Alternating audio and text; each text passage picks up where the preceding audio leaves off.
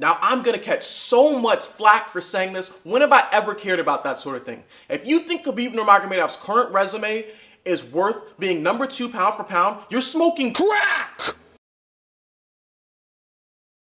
Okay? Cue the intro. They say I'm the best at what I do. After me it's 5, 4, 3, and 2.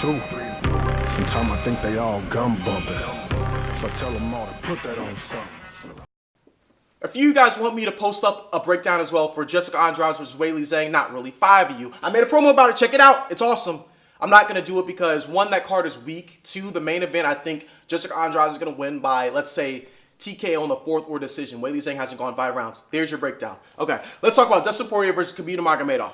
Listen, I'm not saying Khabib is a bad fighter. I'm not saying he's a terrible fighter. I'm saying you guys are putting him on a pedestal where his achievements have not landed him. Also, I'm saying this fight between Dustin Poirier is not a foregone conclusion, and here's why. The people that he have fought have all been stylistic matchups that are in his favor. The only 2 that weren't are Al Iaquinta and Conor McGregor. Al Iaquinta was training for 3 rounds, while Khabib was training for 5, and it was a last-minute thing that, yes, people got injured, people pulled out, but that happens. Al had to fight him when he was only training for 3 rounds, and Al survived the entire fight, okay? Yes, Khabib won every single round, but he still survived.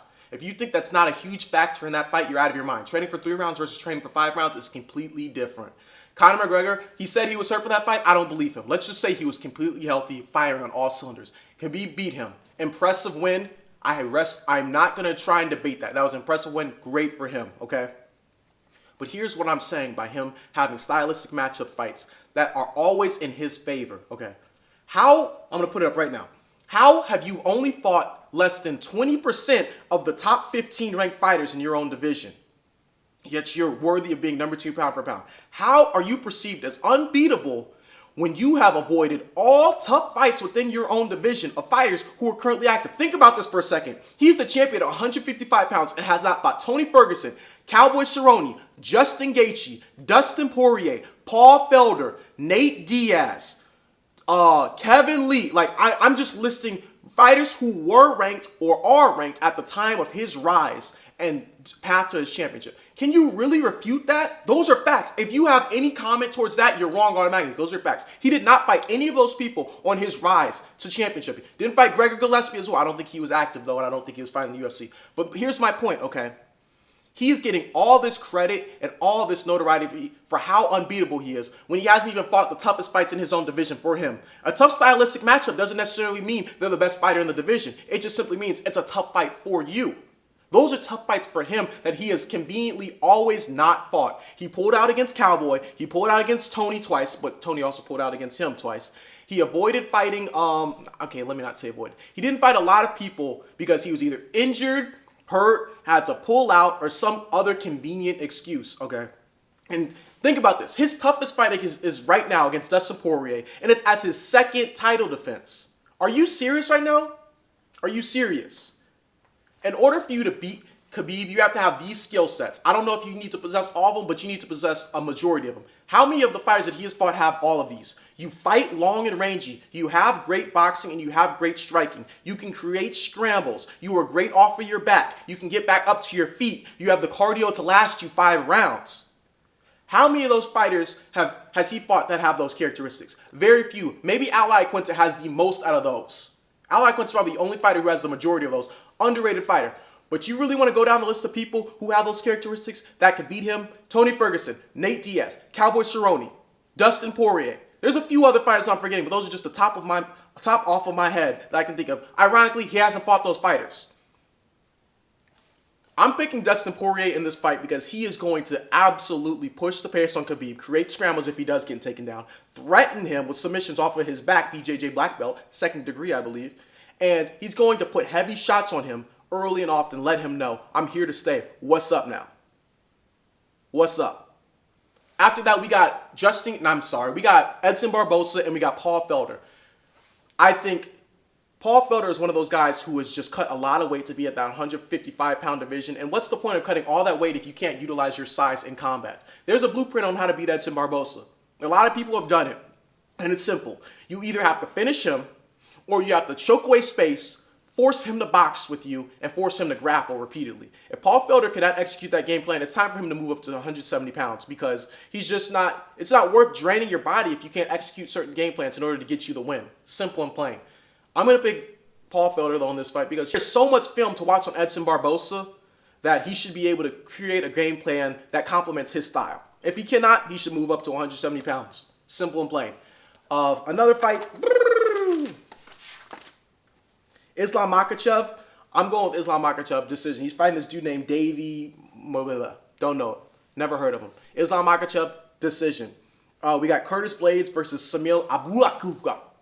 Simple and plain. I think Curtis Blades has one of the best wrestling pedigrees in the UFC heavyweight division, bar none. As long as he's not fighting Francis Ngannou, he has a chance of winning.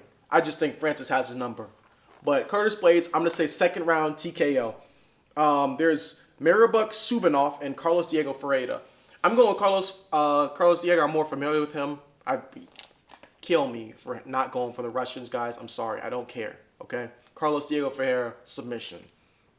There's another fight. Joanne Calderwood versus Andrea Lee, KGB Lee. Before you guys skip this, hear me out, okay?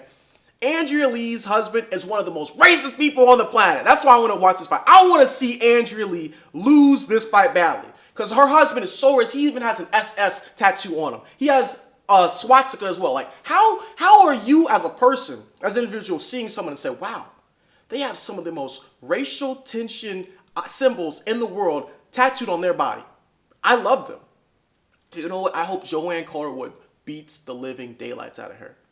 And she has a skill set too. She's been around the block. She's fought tough competitors at 115 pounds. Andrea KGB Lee, I hope you learned a lesson today, and that's to never fight again. All right, Belal Muhammad, Nordine Taleb, and Magomed Mustafaev are my picks also for their fights. They're exciting fighters. I don't see any of them competing for a title, but they're great.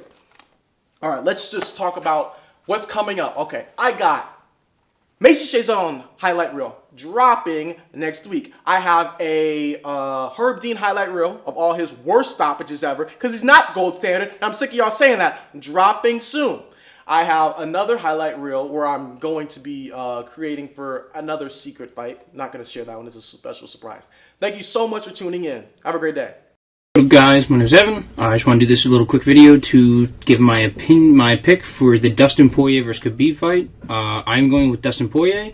I believe his durability, his toughness, his just, all-around complete game pretty much is going to be the difference maker, and I just think he's the perfect guy to beat Khabib.